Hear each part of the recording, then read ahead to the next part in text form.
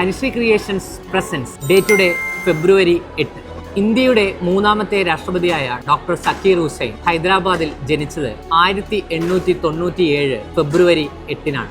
ഇന്ത്യയുടെ പ്രഥമ പ്രധാനമന്ത്രിയായ ജവഹർലാൽ നെഹ്റു കാശ്മീരിയായ കമല കൗളിനെ വിവാഹം ചെയ്തത് 1916 ഫെബ്രുവരി 8-നായിരുന്നു. ബ്രിട്ടീഷ് ചക്രവർത്തി ഇന്ത്യൻ നാടുവാഴികളുടെ സഭയായ നരേന്ദ്രമണ്ഡലം സ്ഥാപിച്ചത് 1921 ഇതേ ദിവസമായിരുന്നു. തിരുവിതാംകൂർ നിയമസഭാ മന്ദിരം അന്നത്തെ ദിവാനായ സർ CP രാമസ്വാമി അയ്യർ ഉദ്ഘാടനം ചെയ്തത് ഒരു ഫെബ്രുവരി 8-നായിരുന്നു. ജോൺ പോൾ രണ്ടാമൻ മാർപ്പാപ്പ കോട്ടയത്ത് വെച്ച് അൽഫോൺസാമ്മയെയും ചാവറയച്ചനെയും വാഴ്ത്തപ്പെട്ടവരായി പ്രഖ്യാപിച്ചു. ലോകത്തെ ആദ്യത്തെ ഒഴുകുന്ന ATM കൊച്ചിക്കും വൈപ്പിനുമിടയിൽ SBT സ്ഥാപിച്ചു. ആസ്പിരിൻ കണ്ടെത്തിയ ഫെലിക്സ് ഹോഫ്മാൻ, വനമഹോത്സവത്തിന്റെ പിതാവ് എന്നറിയപ്പെടുന്ന KM മുൻഷി, മലബാറിൽ മാറുമറക്കൽ പ്രസ്ഥാനത്തിന് നേതൃത്വം നൽകിയ ആര്യ പള്ളം എന്നിവർ ഫെബ്രുവരി 8-ന്റെ നഷ്ടങ്ങളാണ്.